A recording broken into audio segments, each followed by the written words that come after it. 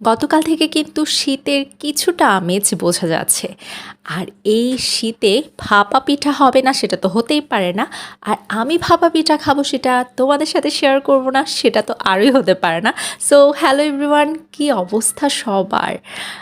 কার কার বাসায় ভাপা পিঠা বানানো শুরু হয়ে গেছে প্লিজ আমাকে কমেন্ট করে জানাবে। আমাদের বাসায় কিন্তু এই বছর এই প্রথমবার বানানো হয়েছে। তাও আজকে যে বানাবে মা আমি সেটা জানতাম না। আসার সময় প্রচুর বৃষ্টি পড়ছিল, ঠান্ডা ঠান্ডা হাওয়া ছিল বাইরে। বাসায় এসে গরম গরম ভাপা পিঠা দেখে আমার মন তো একেবারে ভালো হয়ে গেছে। এই যে মা ভাপা পিঠা বানিয়েছে গরম গরম, আর পাশে ছিল খেজুরের গুড়। এটা এত গরম ছিল না, মা গরম গরম জাস্ট এই মাত্রই বানিয়ে দিল আমাকে।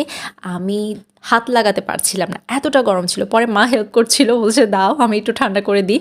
আর আমি এটা খেজুর রসে ডুবিয়ে খেলাম। এইটার টেস্ট বলে বোঝানো যাবে না। পুরো বছর ঘুরে যখন শীত আসে তখনই বাসায় ভাপা পিঠা বানানো হয়।